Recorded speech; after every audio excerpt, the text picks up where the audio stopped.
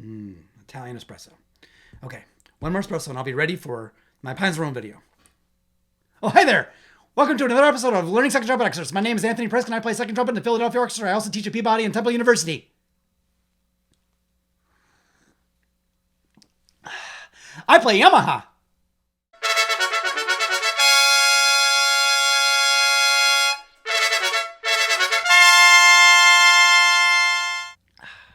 For this episode number 6, I've chosen a few excerpts from the first movement of Ottorino Respighi's Pines of Rome. This piece is a very popular piece to be performed by symphony orchestras, and we probably perform it every other year or so. If you're looking for a great rendition of the offstage trumpet solo, please visit the link below for my colleague from the Philadelphia Orchestra, Dave Bilger, playing the solo for Yamaha. So now let's dig into the second trumpet part and how I like to navigate these tricky licks.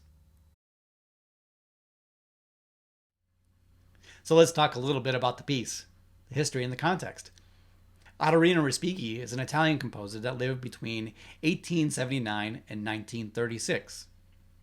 He wrote 3 Roman tone poems based on the city and its people: Fountains of Rome, Pines of Rome, and Roman festivals, all of which have challenging and exciting trumpet parts. Pines of Rome was composed and premiered in 1924, the second of his Roman trilogy.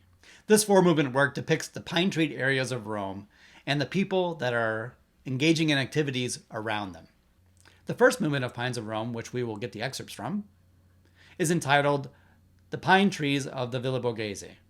In Respighi's paraphrased words, he describes this movement as children at play, dancing in circles, playing soldiers, and marching and fighting.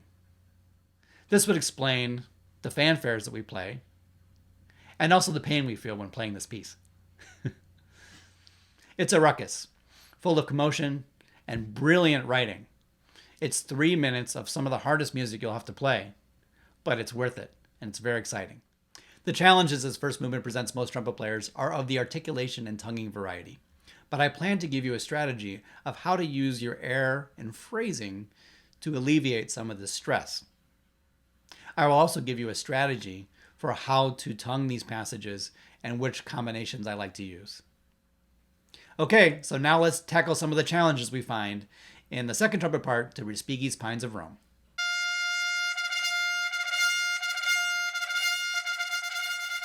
One of the benefits of playing in an orchestra for many years is that you learn tricks or tools of the trade.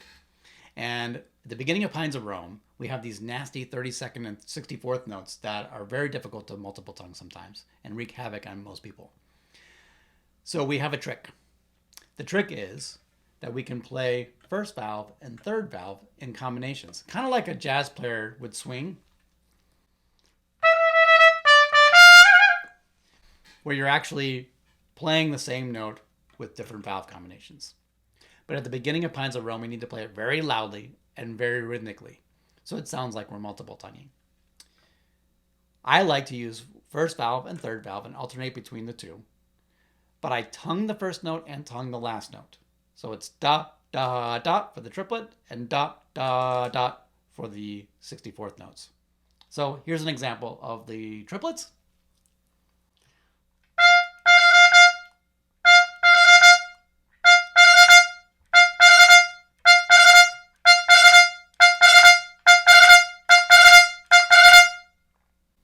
And here's the 64th notes.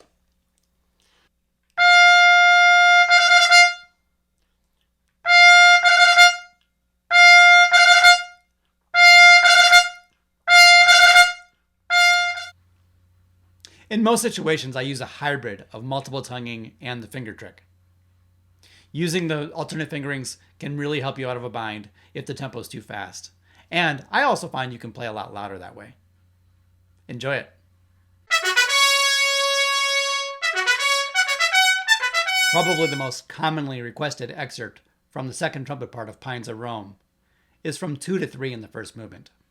This excerpt is in unison with the first trumpet player. This means we have to be very flexible with the way we prepare this excerpt. I like to play it in many different ways. The first way I like to play it is like a concone or vocalise. to work on the air, the direction, the phrasing, the sound, intonation, and take some of the pressure off by taking the smaller notes out and just working on the line. I think you'll find that if you think about this excerpt in a more horizontal direction, the gymnastic qualities of it will be easier in the long run. These bigger intervals will come out a little bit more freely.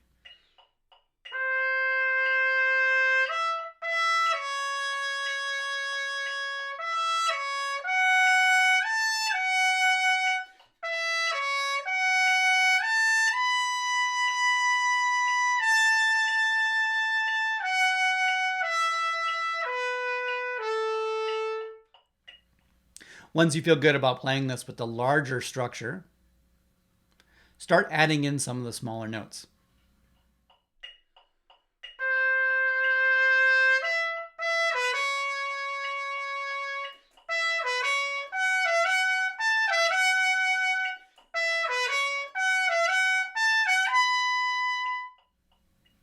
When you add in the smaller notes, be sure to keep it long and horizontal.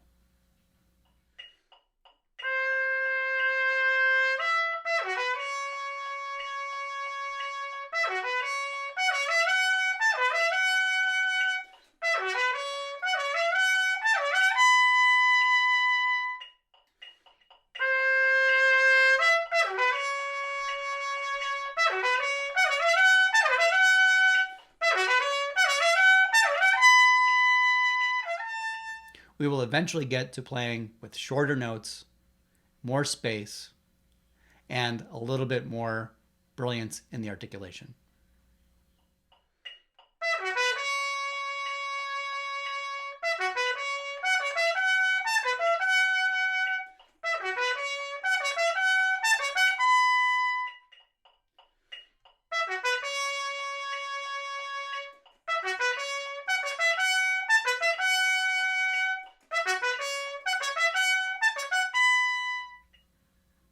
You also need to work on this excerpt subdivided.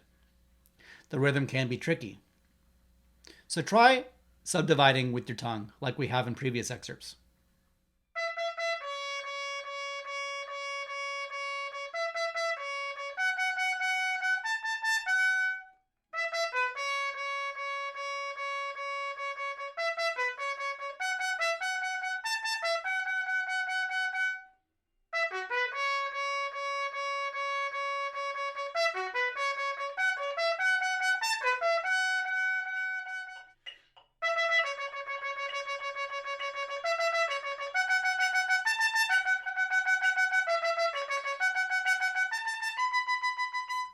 I don't think I need to remind you that this is a tiring excerpt to practice.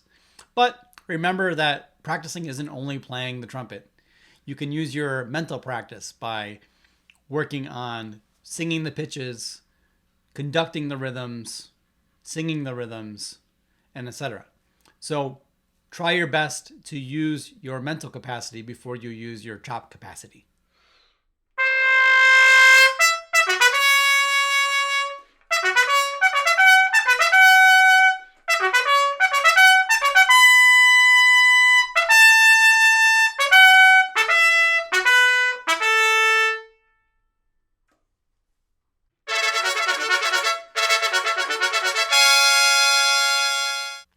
The fanfares from rehearsal 5 to 6 can be very tricky, especially at faster tempos. So there are a few things we need to do here. I'm going to apply very quickly some of the tools that we've already learned in the beginning of this video.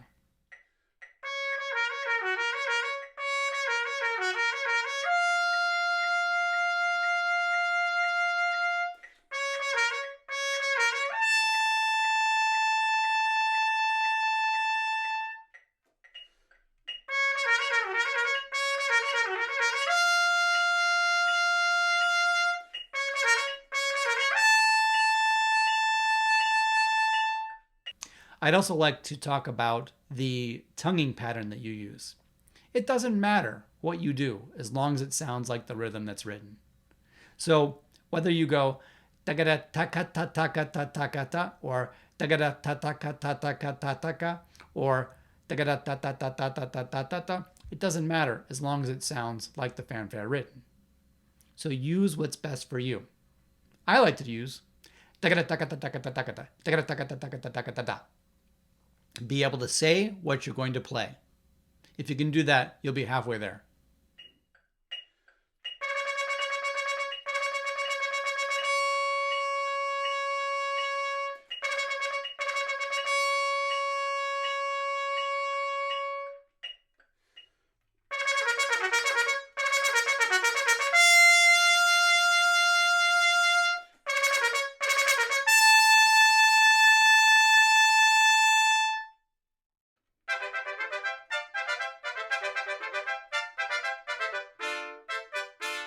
The last second trumpet excerpt from Pines of Rome I'd like to talk to you about is from rehearsal 7 to rehearsal 8.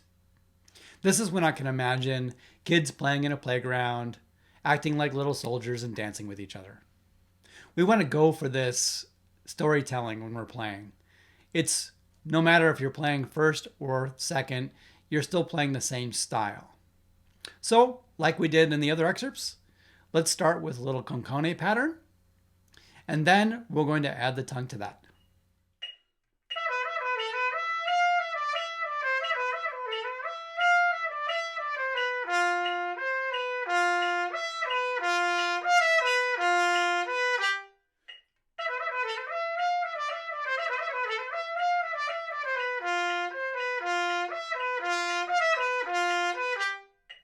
Now that we've worked out the excerpt with just the air, let's add the tongue. Let's start by just playing the excerpt on one note. This way we can focus on the clarity of the articulation, the accents, the time, and the rhythm. Try it on a couple of different notes so that you can understand the difference in tongue position and what it does to your sound. Try to be consistent through the registers.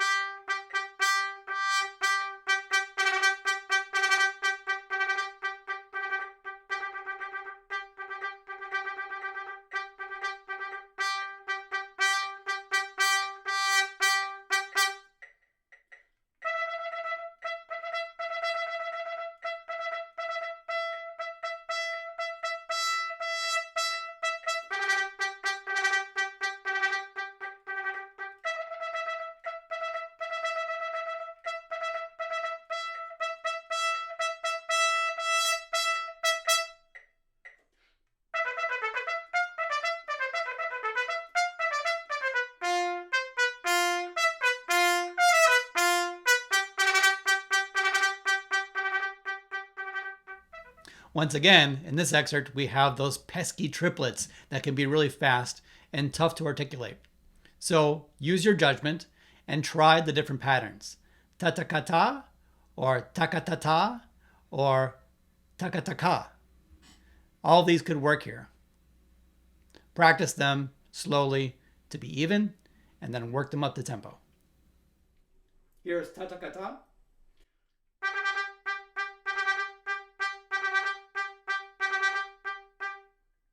Here's ta-ka-ta-ta-ta-ta.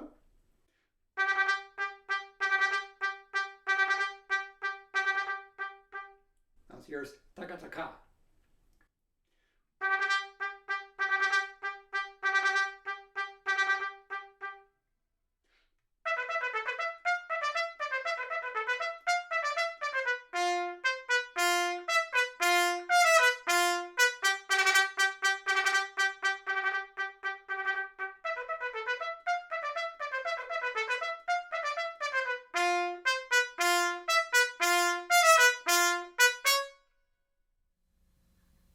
Now that we've gone through the tutorial about how to practice these excerpts, I'd like to play them for you in context with the other two trumpet parts. This will give you a little bit of an idea of how it all works together.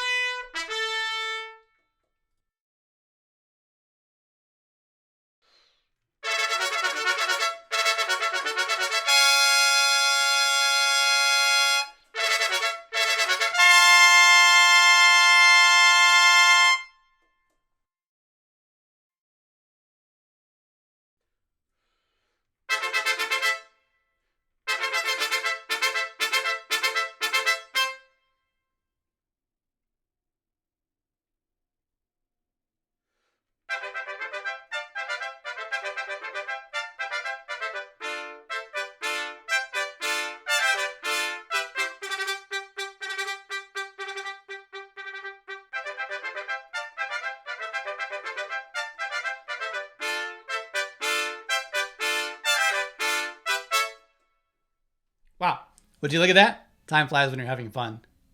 Thanks again for watching another episode of Learning Second Trumpet Excerpts. It was my pleasure to take a journey through Respighi's Panza Rom with you, and I hope that the tutorial helps you with your preparation of these excerpts. I really enjoy making these videos for you, so please subscribe to my channel, and I hope you won't miss the next one. You can also visit me at the Peabody Institute and Temple University, and hopefully you'll see me on stage soon with the Philadelphia Orchestra.